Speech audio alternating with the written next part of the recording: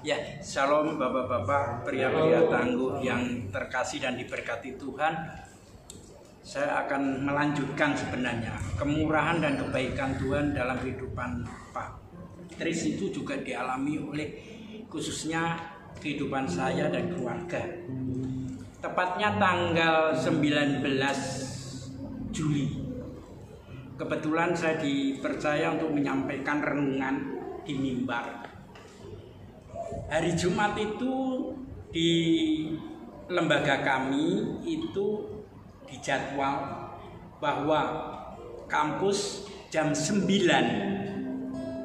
pagi hari Minggu tanggal 19 Juli harus ada tes rapid test bagi seluruh karyawan. Saya menunggu hari Sabtu, hari Minggu pagi, mungkin jam 12 lebih pagi hari itu menjelang hari Minggu. Dada ini tuh semakin sesek. Ada kekhawatiran, ada kecemasan. Engko gek piye begitu. Karena rapid test itu biasanya kan seperti tes hamil ya. Kehamilan itu loh, kalau positif ya ini, kalau negatif ya. Sampai-sampai saya memang ada kebiasaan jam 2, jam 1, jam setengah 2 itu memang saya bangun pagi. Kebetulan ya tidak salah saya membuka story-nya Pak Tunggoro itu sering malam hari saya buka story-nya itu biasanya. Lah, biasanya tuh setelah berdoa sih saya bisa tidur bapak-bapak. Itu nggak bisa tidur sampai pagi. Saya kocar-kacir menyampaikan renungan itu kocar-kacir. Piye Tuhan aku. Karena saya di satu pihak ingin menyampaikan renungan tanggal 19 pagi itu, di satu pihak ada kekhawatiran di dalam saya menghadapi rapid test. Ya sudahlah, saya pasrah, saya fokuskan untuk melayani dulu, karena 8:30 saya harus pulang, terus langsung ke tempat dokter. Puji Tuhan, setelah saya turun dari mimbar ini, anugerah Tuhan itu luar biasa yang saya alami. Soalnya saya tuh setelah turun dari mimbar, selesai berdoa amin, kekuatan itu diberikan Tuhan betul-betul. Akhirnya saya pasrah. Sudah apa yang terjadilah Tuhan. Ya salah satunya kalau memang saya harus mengalami itu, ya seizin kok pasti saya akan disembuhkan. Ya sudah, langsung saya ke rumah, nganter anak, langsung ke tempat dokter. Antri, ngisi formulir, itu kan ada identitas rahasia, kan tidak semua orang tahu. Nomor HP itu cuma istri dan yang bersangkutan. Pak, hasilnya nanti diberitahukan melalui WA atau telepon. Kalau enggak nomornya Bapak, ya nomornya istri Bapak. Baik, saya dengan itu. Kira-kira jam berapa? Kalau jam 12 malam nanti Bapak tidak ditelepon atau istri Bapak tidak ditelepon, berarti Bapak sehat. Ya puji Tuhan. Nunggu jam 9 pagi sampai jam 12 malam itu masih ketar-ketir gini-gini. Akhirnya puji Tuhan saya tidak termasuk yang ditelepon. Lah, percaya satu ruangan itu ada satu temen, itu ternyata kena. Sampai detik ini sudah 1 bulan itu tidak diperbolehkan masuk karena hasilnya reaktif terus. 1 minggu diperiksa masih reaktif, kemarin sudah masih reaktif, akhirnya sampai detik ini masih reaktif. Nah, puji Tuhan, ruangan itu ada 5, yang kena 1 sampai detik ini belum diizinkan masuk.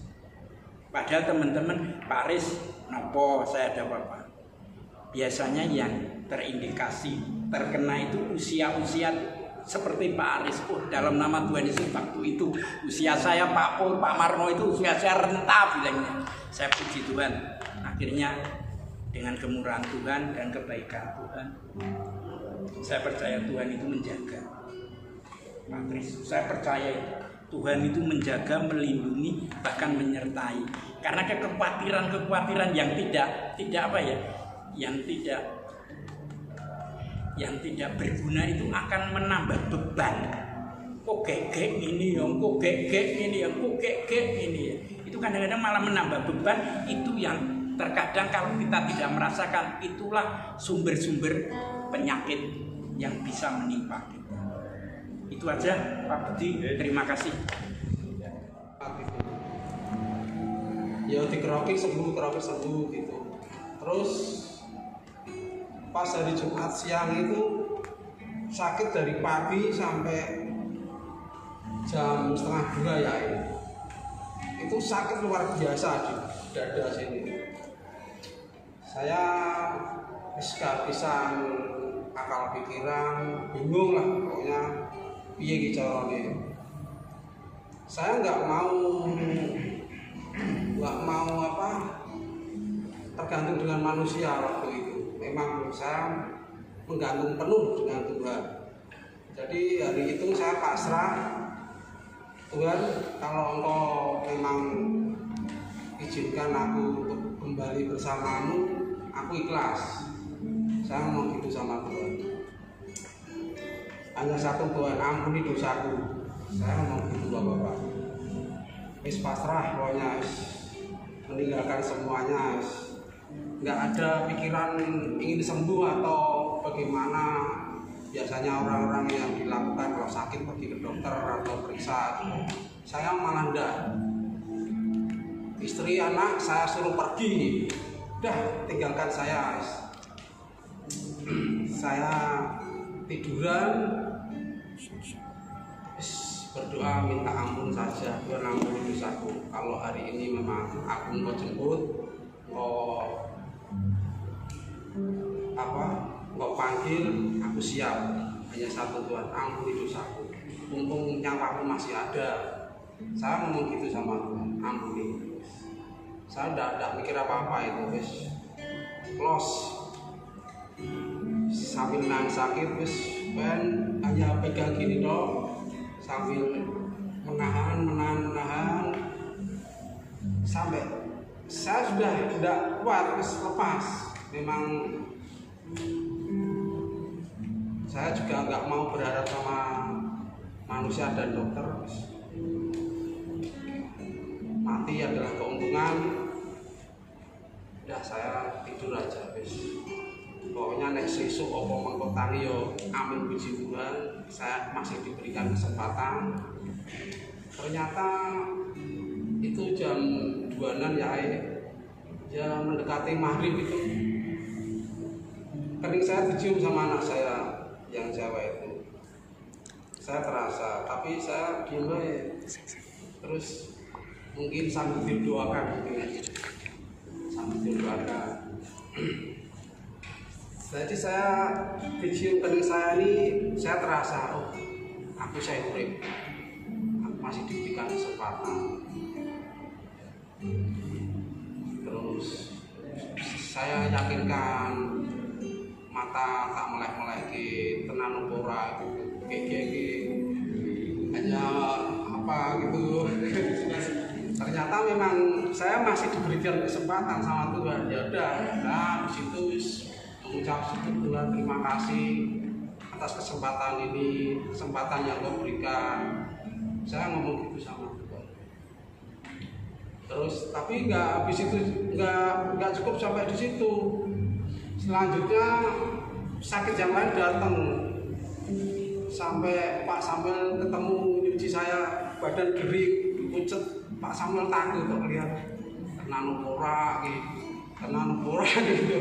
Ya udah, saya senyum-senyum ketemu Pak Samuel. Memang sudah diberikan kesempatan sama Tuhan untuk hidup.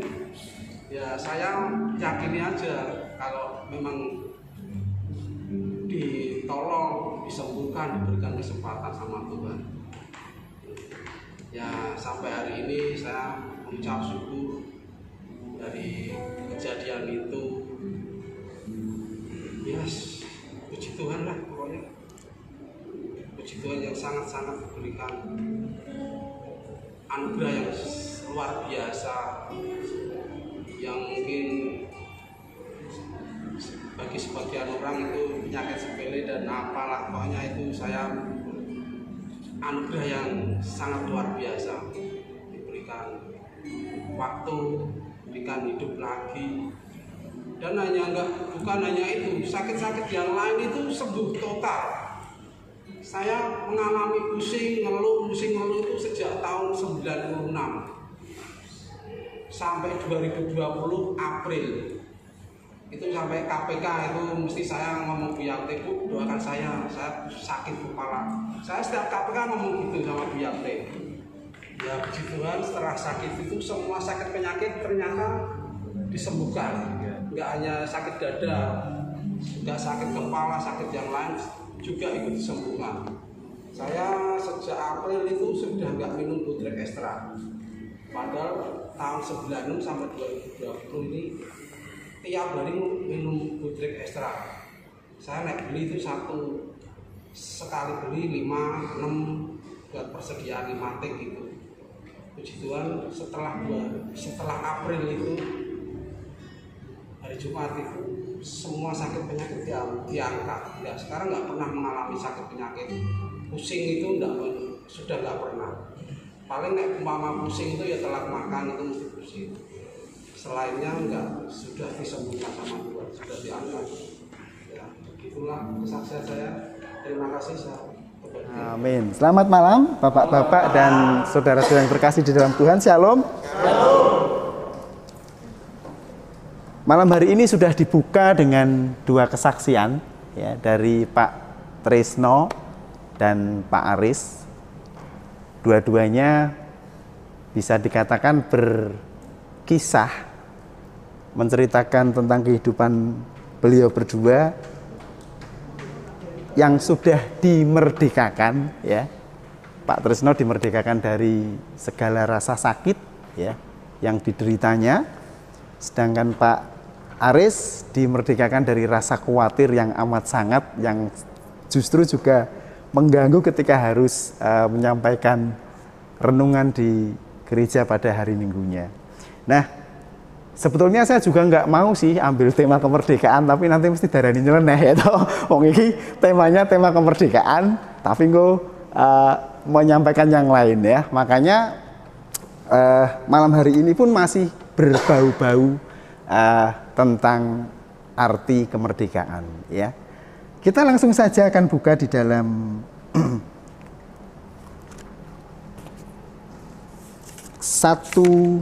Petrus 2 ayat yang ke-16. Saya minta tolong Pak Darto untuk membacakannya. 1 Petrus 2 ayat yang ke-16. Demikian firman Tuhan, 1 Petrus 2 ayat yang ke-16. Hiduplah sebagai orang merdeka dan bukan seperti mereka yang menyalahgunakan kemerdekaan itu untuk menyelubungi kejahatan-kejahatan mereka, tetapi hiduplah sebagai hamba Allah. Ya, terima kasih Pak Darto. Di sini ada kata kemerdekaan ya. Jadi saya ulangi sekali lagi, hiduplah sebagai orang merdeka dan bukan seperti mereka yang menyalahgunakan kemerdekaan itu untuk menyelubungi kejahatan-kejahatan mereka, tetapi hiduplah sebagai hamba Tuhan atau hamba Allah. Nah, bukan kata merdeka atau kemerdekaannya yang akan kita bahas pada malam hari ini ya. Saya percaya bahwa setiap kita ya, dari Pak Darto muter, Om Yoyo, Pak Marno, saya kembali ke Mas Tresno, sudah yakin ya, dan merasa menjadi orang-orang yang sudah dimerdekakan dari kuasa maut ya. Karena kita semua sudah mengakui, kita semua sudah menyerahkan diri kita kepada Tuhan Yesus Kristus, bahwa segala dosa kita sudah ditebus oleh Tuhan Yesus Kristus di atas kayu salib ya. Saya tertarik dengan kata terakhir ya dari 1 Petrus 2 ayat 16 tadi, bahwa kita ini adalah sebagai hamba Tuhan, gitu ya. Saya pikir hamba Tuhan bukan saja Pak Pendeta, ya, Pak Pendeta Samuel atau Pak Aris Munandar atau Pak Marno, ya.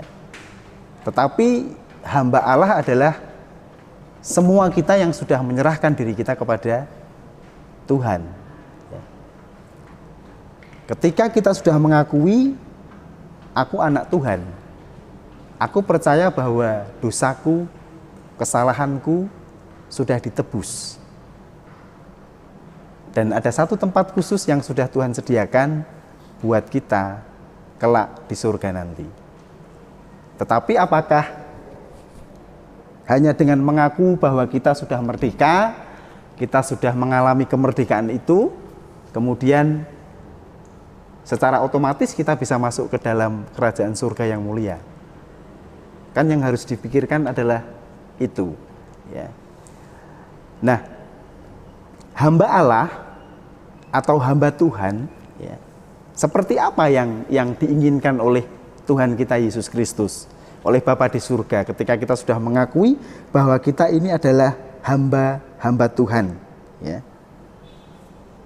Saya tahu sekali, saya percaya sekali bahwa setiap kita itu rajin ke gereja, ya.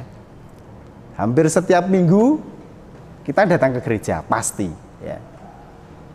Sebagai jemaat di tempat ini, sebagai keluarga Tuhan di tempat ini, setiap minggu kita pasti datang ke gereja untuk beribadah, untuk bersekutu, ya. Kemudian kebaktian tengah minggu ketika kita belum masuk pandemi, ya. Ada Selasa doa, ada PWK, ada PPK, ada KPK, PRBK, ya. Ada Joy Kid Kingdom, ya. Saya juga melihat bahwa semua jemaat di tempat ini begitu antusias untuk datang, untuk berbondong-bondong, untuk memuji Tuhan, ya. Itu sangat baik, ya. Bahkan memang harus, karena kita sudah, nama kita pun sudah tertulis sebagai jemaat di tempat ini, Jemaat Gereja Isa Al-Masih Condrokusumo, gitu kan. Jadi ketika kita datang beribadah hari Minggu, ibadah tengah minggu, itu sangat bagus. Bahkan memang harus kalau bisa. Kemudian banyak pelayanan di dalam gereja ini, ya. Ketika di dalam satu gereja ada peribadahan, tentu juga akan ada yang namanya pelayan, ya. Pelayan Tuhan, pelayan mimbar, petugas musik, petugas pujian, ya. Dan ketika di antara kita semua ini ambil bagian di dalamnya, itu pun sangat bagus, ya. Mas Firman main gitar, Pak Darto main keyboard, Om Budi main drum, ya. Om Yoyo mulai juga terjun di bass, ya. Keren, ya, keren. Pak Marno WL, saya WL, ya. Mas Budi Purwoko juga WL, ya, ambil bagian. Pak Aris sampaikan firman Tuhan, Pak Pur sampaikan renungan dan lain sebagainya, ya. Itu memang harus kita penuhi sebagai satu jemaat, ya. Dan itu termasuk bagian ketika kita menjadi hamba Tuhan, ya. Susah nggak ketika kita melakukan itu? Sebagai jemaat di tempat ini tentunya. Saya pikir enggak, ya, karena satu contoh, PAW sudah membuat list siapa yang mau melayani Tuhan, silahkan ambil komitmen tanda tangan, gitu, ya. Dan ternyata banyak dari jemaat di tempat ini, baik yang dewasa, bapak-bapak termasuk Pak Marno ini, saya, kemudian anak-anak remaja, anak-anak muda, banyak yang ambil bagian di dalamnya. Dan itu harapan kita. Mereka sungguh antusias untuk melayani Tuhan, gitu kan. Jadi saya pikir bukan sesuatu yang berat, ya. Bukan sesuatu yang dalam tanda kutip wow ketika kita sudah terjun di dalam apa yang disebut dengan gereja. Dan apakah Allah Tuhan kita itu memang sudah ya wis nek awakmu wis menyerahkan dirimu ke gereja, kamu sudah rajin beribadah, kamu sudah rajin melayani Tuhan, kamu sudah ambil bagian dimanapun gereja butuhkan, berarti adalah sudah pasti kamu adalah seorang hamba Allah, seorang hamba Tuhan yang baik. Jaminan masuk surga kah? Gitu. Kita nggak tahu. Gitu. Yang tahu jawabannya tentu Tuhan dan diri kita sendiri kan gitu. Nah, saya berpikir bahwa hamba Allah, hamba Tuhan yang baik, ya, sebetulnya panggungnya justru ketika kita berada di luar gereja. Kalau kita masih berada di dalam gereja, itu kewajiban kita. Kewajiban kita untuk menjalankan apa yang disebut satu organisasi. Gitu ya. Ketika jadwal muncul, nama saya tertulis, nama Pak Aris tertulis, nama Om Firman tertulis, nama Mas Gunawan tertulis, Pak Marno, saya pikir nggak akan menolak, kecuali memang ngepasi sakit gitu kan nggak mungkin juga dipaksakan gitu. Pasti kita juga dengan rela hati, dengan suka hati, bahkan dengan kebanggaan, bukan kebanggaan sombong, tetapi dengan kebanggaan karena Tuhan melalui gereja ini sudah memilih kita sebagai pelayan-pelayan Tuhan, sebagai hamba-hamba Tuhan juga. Tetapi justru saya tadi berkata bahwa titik beratnya panggung kita sebagai hamba Allah itu adalah ketika kita berada di luar gereja. Kenapa demikian? Ada satu kalimat atau satu kalimat yang sering kita dengar ya, jadilah terang gitu. Sering dijadikan tema di Natal ya, menjadi terang dunia gitu kan, menjadi pelita di dalam kegelapan gitu ya. Saya pikir ketika kita sudah berkiprah hebat ya, sudah melakukan segala upaya yang bagus untuk Tuhan, untuk gereja ini, ya, kita belum menjadi terang. Kenapa? Karena memang yang ada di dalam gereja ini semuanya sudah orang-orang yang terang gitu ya. Ketika orang sudah mengaku bahwa aku adalah anak Allah, aku adalah anak Tuhan yang sudah ditebus, dia sudah menjadi seseorang yang seharusnya menjadi terang. Kalau sekarang kita nyalakan lilin di tempat inilah, gitu ya, contohnya ya. Saya bawa lilin, saya nyalakan dalam keadaan terang begini, ceklik. Adakah gunanya? Tidak akan ada gunanya. Ya. Hanya akan mungkin sedikit gunanya ngusir nyamuk ya. Ngusir lalat gitu kan, seperti di warung-warung gitu kan ya. Masa kita mau disamakan dengan lilin yang hanya fungsinya sebagai pengusir nyamuk atau lalat? Enggak lah ya kan gitu ya. Tetapi ketika saya nyalakan lilin, lilin nyala, kemudian lampu ini semua dimatikan. Pasti ini sangat berguna. Ya, meskipun dalam suasana yang tidak seterang ini ya, remang-remang, malah syahdu gitu. Saya bisa lihat wajahnya Mas Firman gitu kan. Saya bisa lihat wajahnya Om Firman, Om Yoyo gitu kan ya. Jadi lilin ini punya fungsi yang tepat gitu. Nah, itu kalau digambarkan saya pikir sama dengan ketika kita sudah wow di gereja ya. Ya mungkin kita hanya masih sebagai lilin yang ada di dalam terang itu. Tetapi ketika kita berkiprah di luar, ya, di luar gereja, di luar sana banyak orang yang belum mengakui bahwa Yesus Tuhan adalah Raja dan Penebus kita. Banyak orang yang masih berada dalam kegelapan. Dan itulah tugas kita untuk menerangi mereka. Dengan apa? Ya dengan apa yang kita omongkan, dengan apa yang kita obrolkan. Sehingga mereka percaya, mereka tahu bahwa Tuhan itu adalah Juru Selamat dan Penebus dunia. Nah, kita akan buka di dalam Galatia pasal yang kelima ayat yang ke-13.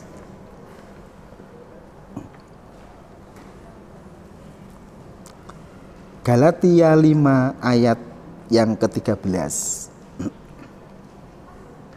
Saya minta tolong Om Gunawan Purwoko untuk membacakannya.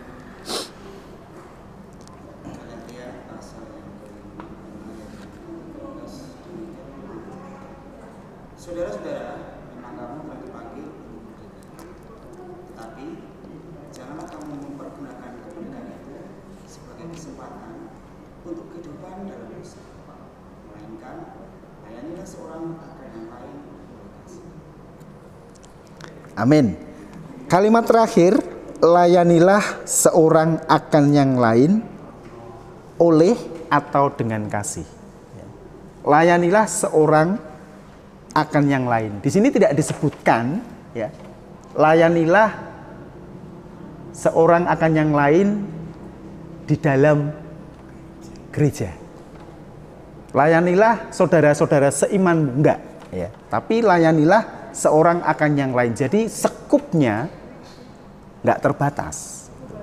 Mau sudah seiman, mau enggak, kita harus melayani mereka dengan kasih. Nah terus biasa nih gitu. Nah makanya saya tadi bilang, ketika seorang Kristen yang sudah benar-benar Kristen, yang sudah menerima Tuhan, berkiprah di gereja dengan hebatnya, gitu ya. Semua pelayanan ketika diserahkan semua berjalan dengan baik, gitu ya. Dia rajin ke gereja, dia rajin ibadah tengah minggu, itu sangat baik saya bilang. Ya. Itu sangat baik. Karena itu adalah sesuatu yang memang harus dilakukan, itu adalah kewajiban kita, ya.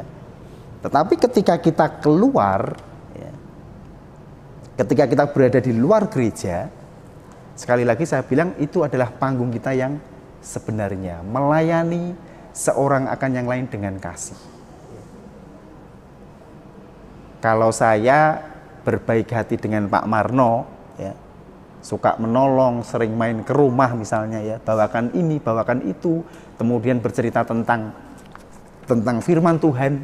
Saya pikir ya memang harus semestinya kita seperti itu, gitu ya. Ketika ketemu ya ngobrolnya tentang firman Tuhan. Memang sudah harus berbagi kasih. Itu hal yang biasa saya pikir. Tapi ketika kita mau melayani orang yang berbeda, orang yang belum mengenal, apakah kita berani atau enggak, itu baru luar biasa saya pikir. Kita bawakan sesuatu buat mereka, kita ngobrol, kita perkenalkan Tuhan dengan cara kita, ya. Itu sesuatu yang fantastis, ya.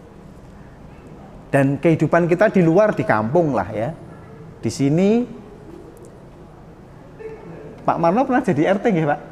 Pak Marno, Pak RT, ya. Saya pernah jadi Pak RT. Pak Aris, Mas Gunawan Purwoko. Siapa lagi yang pernah jadi Pak RT? Pendeta. Oh iya, Pak Pendeta juga pernah jadi Pak RT, ya. Pak Darto? Tapi pengurus rutin, ya, pengurus yang sangat aktif. Nah, tentu kita paham, ya, kehidupan di lingkungan kita seperti apa. Nah, di lingkungan inilah yang menentukan apakah kita itu memang benar-benar seorang hamba Tuhan, hamba Allah atau bukan. Dari hal yang paling kecil, cara berbicara kita. Di tiap kampung saya nggak tahu, tiap kampung bapak ini kerja baktinya berapa bulan sekali, atau di minggu pertama atau di minggu kedua, kan biasanya begitu, ya. Apakah kita pernah datang, ya. Terus kemudian di pertemuan rutin warga, apakah kita pernah datang, kan begitu. Saya yakin ketika Mas Gunawan punya warga yang setahun rak teko blas, ya rasanya ya geding-geding piye, pastilah, ya toh. Pasti gitu, ya. Nah, kalau jadi sebagai warga masih mending gitu, tapi kalau jadi pimpinan, jadi RT itu susah juga, lebih susah saya pikir. Meh dikerasi, wong dhewe iki jare kudu menebarkan kasih, gitu kan. Meh dinengke, itu juga tidak menebarkan kasih ketika mengejarkan seseorang untuk sak geleme dhewe, itu juga enggak benar gitu, ya. Itu bukan cara mengisi kemerdekaan yang baik, gitu kan. Nah, makanya saya sangat-sangat setuju bahwa seperti yang dikatakan di 1 Petrus 2 tadi, bahwa menjadi hamba Allah, menjadi hamba Tuhan, itu adalah ketika kita berkiprah di luar sana. Mas Firman bersinggungan dengan tetangga sebelah, kanan kiri, ya. Saya dengan tetangga satu RT, bahkan satu RW, ya. Itu yang dipandang orang loh. Ketika orang lain, orang luar melihat kita rajin ke gereja, itu sudah hal biasa. Lah memang nek wong Kristen ya kudune rajin nang gereja, kan begitu ya, Pak. Nek wong Islam ya kudune rajin nang masjid, kan gitu. Itu hal yang biasa saya pikir gitu. Tetapi ketika kita lakukan sesuatu yang berbeda buat mereka, ya, menghormati mereka, ngajeni mereka, nguwongke mereka, menebarkan pesona Kristen, ya, menebarkan pesona Kristus kepada mereka. Saya nggak tahu caranya gimana, karena tiap orang punya taktik yang berbeda, gitu kan. Ya. Tiap orang punya cara yang berbeda untuk mendekati seseorang ketika pengen mengenalkan Kristus. Ketika kita berbaik hati kepada orang lain, menolong orang lain, secara pribadi ya, pribadi lepas pribadi. Tetapi ketika kita berada di luar, berada di kampung, mulai dari tingkat RT, RW, kelurahan, kemudian lebih mencakup lagi luas, di tempat kerja bahkan, ya, itu bisa dilihat bagaimana orang menilai bahwa Anda, saya, itu benar-benar sebagai seorang hamba Allah, hamba Tuhan.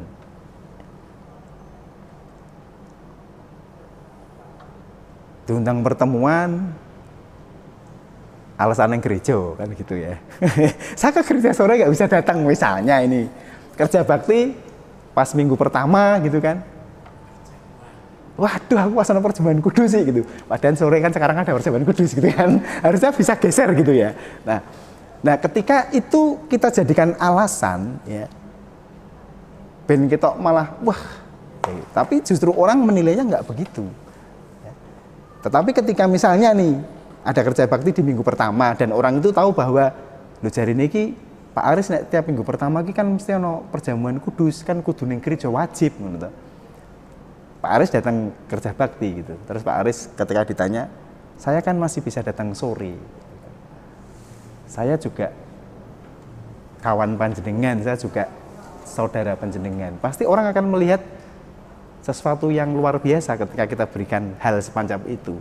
Beda ketika 1 tahun nggak tahu kerja bakti ya toh, angger ditakoni rasanya padha wae ya. Perjamuan kudus tugas, perjamuan kudus tugas. Nah, itu justru akan membuat orang ya kuwi ora bukan orang Kristen yang sebenarnya, bukan hamba Tuhan yang sebenarnya. Jadi arti dimerdekakan ya. Kita semua sudah mengakui bahwa kita merdeka. Tapi justru bagaimana kita mengisi kemerdekaan itu, kemerdekaan yang sudah diberikan oleh Allah, oleh Tuhan, dan menganggap kita, mengakui kita, dan kita sendiri mengaku bahwa kita adalah hamba Allah, hamba Tuhan, kita harus bagaimana?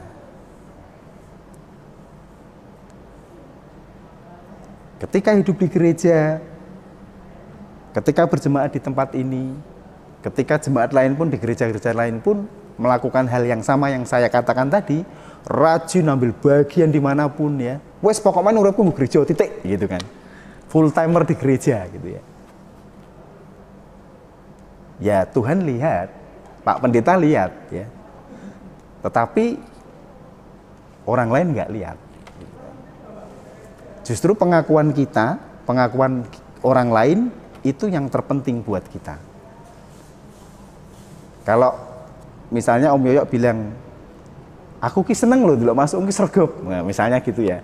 Doa malam teko, Rebu teko, Kemis teko. Loh, aku ki apa kok aku Rebu teko ndak ya? Kemis maksudnya Rebu ndak datang, saya Rebu PBK kok ya. KPK teko ya gitu kan. Itu sesuatu yang baik, saya bilang dari awal baik sih, dan itu harus, tetapi standarnya itu hal yang biasa. Itu kewajiban. Itu bukan sesuatu yang harus diupayakan dengan sedemikian rupa. Tetapi sekali lagi yang harus diupayakan sedemikian rupa adalah ketika kita berada di luar gereja. Saya tahu bahwa kita masih punya banyak saudara-saudara yang belum seiman. Keluarga loh maksud saya. Saya sendiri masih punya kakak barep yang belum percaya kepada Tuhan.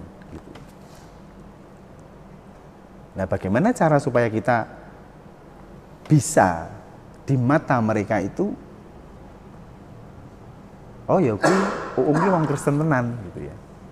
Mas Firman saya pikir juga masih punya banyak saudara muslim ya.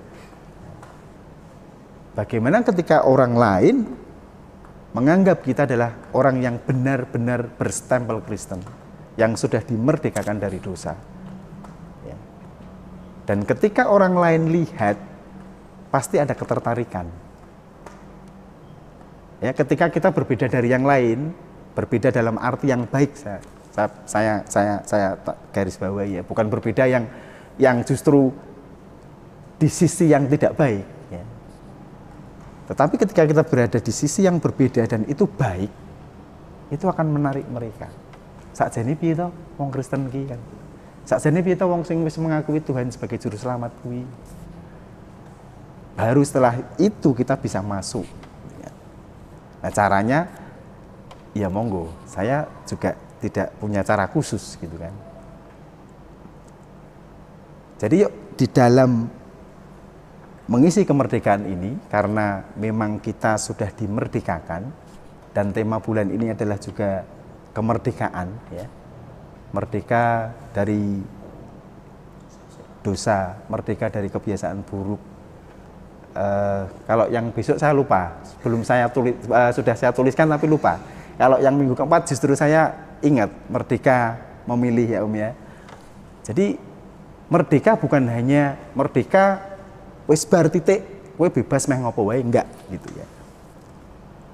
Tetapi justru merdeka itu banyak pilihan. Kalau enggak banyak pilihan berarti enggak merdeka kan. Kowe kudu ngene, itu enggak merdeka. Nah, justru sulitnya di situ. Ketika kita diatur oleh satu peraturan, ya, sebetulnya justru lebih gampang. Berbeda ketika sembarang sakarepmu. Gitu. Arti merdeka sebetulnya ya, kebebasan itu justru susah diatur. Gitu. Nah, makanya ketika tadi di depan saya bilang masih ada gandeng celengnya dengan merdeka atau kemerdekaan, tetapi bukan itu yang mau dibahas. Tetapi bagaimana ketika memanfaatkan kemerdekaan yang sudah diberikan sebagai anugerah oleh Tuhan, itu yang harus kita usahakan dan upayakan. Dan sekali lagi memang saya bukan bilang nggak ada gunanya ketika kita di gereja pertentangan pol-polan gitu ya. Ada gunanya, bahkan sangat ada gunanya. Tetapi memang sekali lagi yang saya maksud bukan itu yang Tuhan mau. Ini hanya wadah ya. Ketika kita berada di dalam sini, di dalam gereja ini bersama dengan Pak Gembala, dengan Pak Penatua, dengan seluruh majelis, dengan seluruh jemaat, itu sebagai proses kita digembleng lebih kuat. Untuk apa? Untuk menghadapi kehidupan di luar. Nek wis nang gereja ya semua sudah tahu aturan gereja seperti apa gitu kan. Minggu pertama mesti ono perjamuan kudus. Minggu keempat mesti nganggo batik, ya, semua orang sudah tahu gitu loh. Itu hal yang saya pikir wajar dan sangat wajar gitu. Dan harus dipertahankan, bukan terus alah biasa wae ning gereja, enggak juga. Di gereja harus kuat ya. Kalau di gereja sudah kuat, di luar kita pasti juga akan semakin kuat. Dan itu akan membuat orang lain melihat bahwa kita adalah hamba Allah, hamba Tuhan yang sebenarnya. Mari kita mengisi kemerdekaan dengan cara yang baik, tidak tergerus oleh pandangan atau apa yang sudah sering dilakukan oleh khalayak umum yang belum percaya kepada Tuhan, yang belum dimerdekakan oleh Tuhan. Tetapi kita bisa membawa kemerdekaan itu ke tengah-tengah mereka. Dan mereka menjadi orang-orang yang kalau orang mau percaya, ya, kalau orang mau percaya, kita mau bawa seseorang nih percaya kepada Tuhan Yesus Kristus. Yang pertama apa? Kan harus tertarik dulu tuh. Nggak mungkin kalau nggak tertarik itu pengen jane piye to ning jero gereja iki ya kan nggak akan mungkin gitu ya. Jadi ketika sudah tertarik dulu, ya, pasti mereka akan piye sih ning gereja gitu kan. Baru setelah itu kita pelan-pelan akan masuk. Nah, bagaimana mungkin kita bisa masuk ke dalam situ kalau keseharian kita seperti yang saya katakan tadi tidak bisa menjadi terang buat mereka. Jujur saya senang dengan beberapa kali terakhir kegiatan yang diadakan di Condrokusumo ini ya. Yang terakhir saya ingat ketika kita masih belum masuk ke pandemi, kita mengadakan acara di Panti Werida ya. Kita sudah sering keluar ya. Saya mungkin juga yang besok pun rencananya kayaknya ya, saya dengar tapi belum begitu jelas. Untuk Natal kita pun lebih banyak mengekspos acara keluar. Di dalam tetap ada tentunya, gitu kan. Kalau yang keluarganya bergereja di sini semua, kan tetap otomatis Natalnya di sini kan gitu ya. Tetapi saya juga melihat bahwa Om Yoyo, Pak Pendeta itu pengen membawa pesona gereja ini, pesona jemaat di tempat ini, pesona anak-anak Tuhan di tempat ini, ya. Pesona hamba Tuhan di tempat ini untuk keluar, ya. Memperlihatkan karakter Kristus tentunya. Ya. Dan itu sudah mulai dari beberapa waktu yang lalu. Saya ingat ketika bagi-bagi makan gratis ya Om ya, gitu sudah ramai sekali, dan itu seperti itulah yang sebetulnya harus kita lakukan. Kalau kita tanda kutip ya, jeng-jeng di gereja ini aja udah sak pol-pole lah ya, sejak zamannya Pak Christopher, Pak Joko sampai Om Yoyo gitu ya sudah. Kalau ulang tahun besar-besaran juga sudah pernah gitu kan. Tetapi ketika kita besar-besaran di luar sana, kalau perlu nggak usah jauh-jauh lah. Kayak yang kemarin kan cuma di depan gereja waktu bagi makan gratis ya Om. Tetapi wow, orang melihat bahwa pasti juga ketika mereka berhenti, mereka lihat wajah kita, mereka melihat omongan kita, mereka melihat pelang gereja kita itu. Oh, gereja Isa Masih Sondrokusumo. Dan mereka tahu gereja berarti wong Kristen, berarti wong sing wis percaya marang Gusti Yesus. Dan itulah yang akan menarik mereka untuk juga tertarik. Bukan hanya tertarik, kemungkinan besar kalau Tuhan izinkan mereka pun akan mengalami hal yang sama dengan kita, yaitu dimerdekakan dari belenggu dosa. Saya nggak ingin mengajak kita untuk berteriak merdeka ya. meskipun di WA saya sudah kemarin waktu tanya tema sama Om Yoyo, saya sudah kasih merdeka tapi baru 2 kali, kurang 1 kali merdeka gitu ya, dibalas stiker tapi. Nah, yuk saya mengajak kita benar-benar bisa memposisikan diri kita sebagai hamba Tuhan, sebagai hamba Allah yang bisa menjadi terang, bahkan sangat terang, ya, di dalam gereja juga, ya, tetapi lebih utamanya di luar gereja. Lingkup paling kecil RT. Ya. Di Pak Aris berapa warganya Pak Aris? Kakaknya? 37. Di tempat saya 67 Pak. Harusnya sudah dipecah ya Pak. Sudah kebanyakan ya. 37 kakak kalau dikalikan paling tidak 3 kan sudah berapa orang ya? 200 sekian gitu ya. Ya. 202. Kita punya tanggungan 202 orang di tempat kita. Nah, itu belum sama anak-anaknya. Nggak usah dikatakan Pak, mungkin ini bukan sensus gitu. Ya, di tempat saya 67 kakak yang baru percaya Tuhan, paling ada berapa kakak. Yang lain, ya kalau kita mau jadikan itu tanggungan kita, ya bagus. Gitu ya. Tanggungan dalam arti ya tadi, kita harus mempraktekkan diri kita sebagai hamba Tuhan, hamba Allah, ya, supaya mereka juga mengerti siapa Tuhan kita Yesus Kristus. Saya sangat senang ketika malam hari ini cukup banyak yang hadir, ya. Mungkin semangat kemerdekaan juga mewarnai hati bapak-bapak dan kaum lelaki di tempat ini ya, sehingga kita bisa beramai-ramai di tempat ini memuji Tuhan dan membahas bersama-sama tentang kebenaran firman Tuhan. Sekali lagi yuk kita akan manfaatkan ya rasa merdeka kita.